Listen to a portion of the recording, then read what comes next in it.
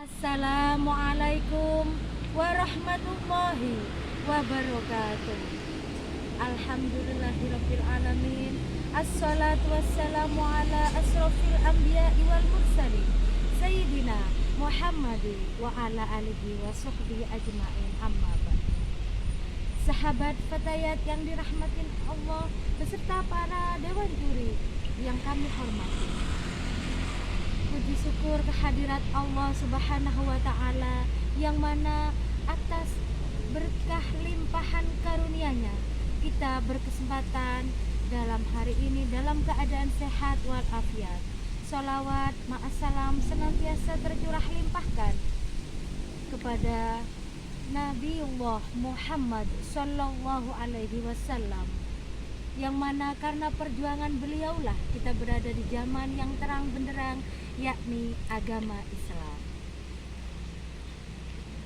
Dewan juri beserta sahabat fatayat yang dirahmati oleh Allah, perkenankan saya di sini perwakilan dari PAC Fatayat NU atas nama Siti Rohmatul Hidayah akan mengangkat tema hakikat puasa Ramadan ditinjau dari segi tasawuf. Kuntum pandan begitu indah, tumbuh di taman jadi hiasan. Harum Ramadan tercium sudah, mari kita saling memaafkan. Wallahu ta'ala fi kitabihil karim. A'udzu billahi minasy syaithanir rajim. Bismillahirrahmanirrahim. Ya ayyuhalladzina amanu kutiba alaikumusiyam kama kutiba alal ladzina min qablikum la'allakum tattaqun. Al-ayat. Wahai orang-orang yang beriman, berpuasalah atas kamu sekalian sebagaimana diwajibkan atas orang-orang sebelum kamu, agar supaya kamu menjadi orang-orang yang bertakwa. Ibnu Qayyim al-Jauziyah menyebutkan bahwasanya puasa dari segi tasawuf, tafsir surah Al-Baqarah ayat 183 mengandung 4 hikmah dalam pendidikan Ramadan. Ma'asyiral muslimin rahimakumullah. Kita sebagai manusia tidak akan pernah luput dari salah dan lupa. Dan juga kita memiliki sifat dasar alami, yakni rakus dan sombong. Oleh karena itu, di bulan Ramadan, bulan yang penuh di dalamnya dengan pendidikan dan juga kepedulian sosial, dan juga mengingatkan hamba-hambanya akan kita sebetulnya hamba ini lemah kalau bukan karena pertolongan dari Allah. 4 hikmah yang disampaikan dalam kitabnya oleh Ibnu Qayyim al-Jauziyah, yakni yang pertama, mengingatkan bahwasannya melatih kejujuran. Apabila kita berpuasa, dimanapun kita berada, kita sendiri maupun di tengah keramaian, kita selalu diingatkan akan adanya Allah.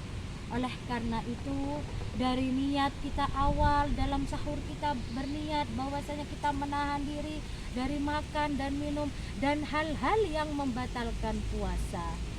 Oleh karena itu, kita sudah menjaga diri kita dari hal-hal yang membatalkan tersebut, baik di tengah keramaian maupun kita sendiri.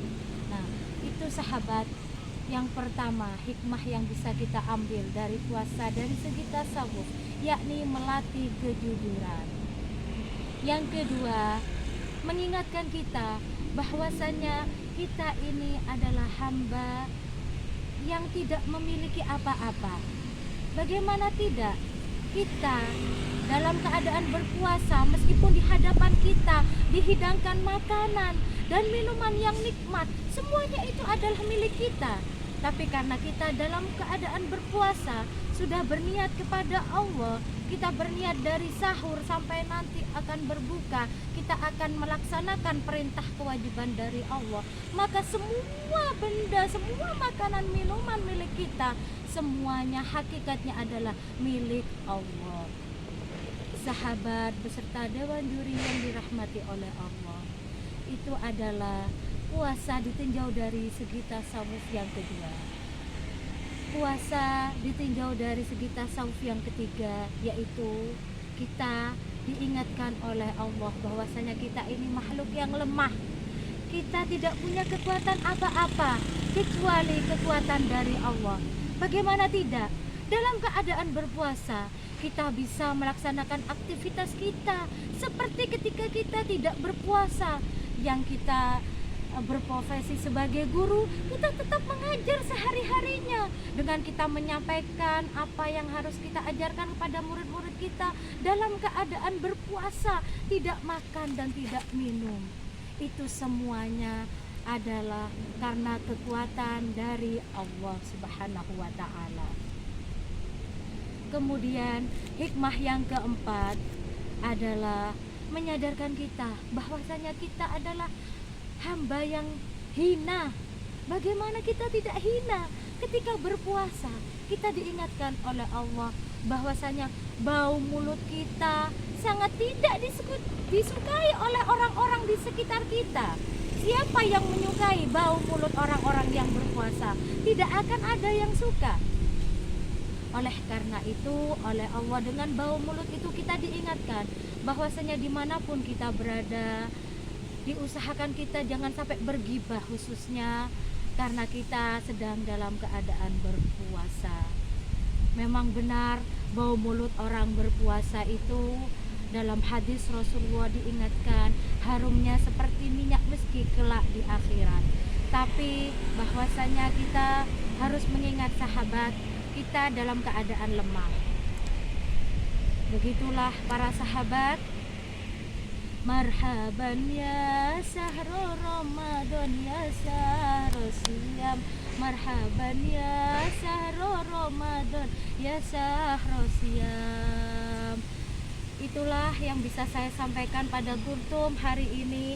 Mudah-mudahan 4 hikmah yang saya sampaikan bisa menjadi ilmu yang bermanfaat untuk kita semua, khususnya melatih kejujuran. Yang kedua, kita diingatkan akan kepemilikan semuanya hanyalah milik Allah. Yang ketiga, kita diingatkan kita manusia yang lemah. Yang keempat, kita ini adalah manusia yang hina. Akhirul kalam, buah nangka enak sekali, sedap dimakan bersama-sama. Kekurangan adalah milik hamba, kesempurnaan adalah milik Allah. Wabillahi taufik wal hidayah. Wassalamualaikum warahmatullahi wabarakatuh.